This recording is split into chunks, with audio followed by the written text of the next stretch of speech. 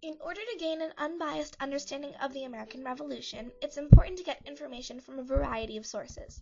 In our unit, we read A People's History of the United States by Howard Zinn and Birth of the Republic by Edmund Morgan, side by side, all in order to get a clear outlook on what really happened.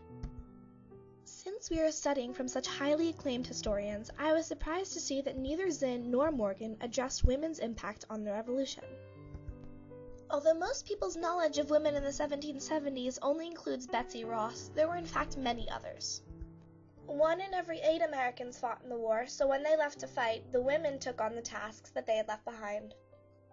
In addition to taking on the work of her husband, Esther DeBert Reed took the extra mile in supporting the Revolution. Paul Engel describes her in his book, Women in the American Revolution, saying, "She personally led a vigorous campaign to support the soldiers of George Washington's army." By going door to door and asking for donations, Esther and her women's committee raised $300,000 in Continental money. Using this money to buy linen, they succeeded in sewing and sending over 2,000 shirts to the soldiers. Sewing was not the only way to contribute to the war. Cokie Roberts claims in her book, Founding Mothers, that one of the greatest pamphleteers of all time was a woman, Mercy Otis Warren.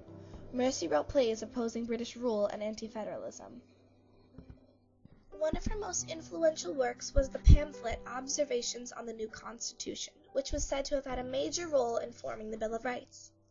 She is also the only woman to write a history of the American Revolution while it was still occurring. Mercy held close correspondence with Abigail Adams, who was thought to be one of the first women's rights activists. She wrote to her husband, John Adams, telling him to remember the ladies because all men would be tyrants if they could. Then there were some women who supported the revolution with a more hands-on approach. Molly Pitcher was one of the most famous women of the Revolution. Although historians debate her actual existence, her story was similar to that of many other women. Molly was one of the many wives that followed her husband to the war, helping the troops by bringing them pitchers of water during battle, thus the name Molly Pitcher. One day, her husband was struck down while firing a cannon, and she fearlessly took it over, shooting at the British. Margaret Corbin exemplified the kind of woman Molly represented.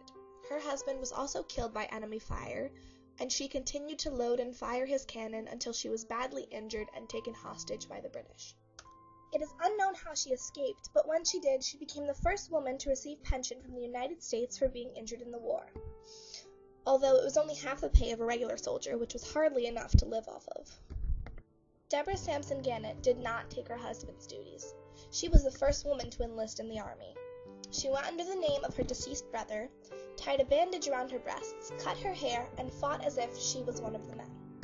She even went as far as avoiding medical attention and tending to her own wounds as to not reveal her secret.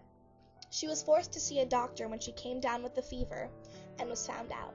She was dismissed from the army but recognized for her heroic efforts. Although there was substantial evidence that there were important women during the Revolution, I was still disappointed with the lack of attention brought to it. In order to better understand their part in the Revolution, I learned about their everyday role in society. Carol Birkin writes in her book Revolutionary Mothers that common was the belief that God had created women to be a helpmate to man. Because of this, women's lives were dependent on marriage. Women who did not marry were called spinsters. Birkin describes it as a limbo between childhood and adulthood, for English society offered her no other rites of passage but marriage and motherhood. Women who were not married were called femme sole, and they were given more rights than a woman who was married.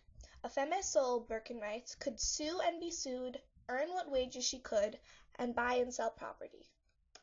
As a femme covert, all of her property became her husband's, and they became one person in law. Although women were confined by their role as housewife, it was no easy task. An excerpt from the Journal of Christopher Marshall reads, "From early morning till late at night, she, his wife, is constantly employed in the affairs of the family, which for some months has been very large. Thus she looketh well to the ways of her household, and eateth not the bread of idleness." This was taken from the book Weathering the Storm, Women of the American Revolution by Elizabeth Evans. Birkin quotes the daybook of a colonial woman, Mary Holyoke, who recorded her daily work. Washed, ironed, scoured pewter, scoured rooms, scoured furniture brasses, and put up the chintz bed and hung pictures. Sowed sweet marjoram, sowed peas, sowed cauliflower, sowed 6 beans, pulled radishes. Set out turnips, cut 36 asparagus, killed the pig, weighed 164 pounds, made bread, put beef in a pickle, salted pork, put bacon in a pickle, made the doctor, her husband, 6 cravats marked H, quilted 2 petticoats since yesterday, made 5 shirts for the doctor, did other things. When I started my project, I was disappointed that the women they were considering helpers to the revolution were doing domestic things like sewing outfits for the soldiers. I was looking for radical women who majorly affected the revolution, and although women's political ideas for the most part were ignored, saying that women had no part in the revolution is incorrect. Without the women holding down the home front, soldiers wouldn't have had much to come home to, and many of them would have lost their farms. On top of women supporting the war in ways that was expected of them, they also abandoned traditional expectations and displayed characteristics uncommon of that time. The women of the revolution neither get the recognition they deserve now, nor the respect they deserved at the time.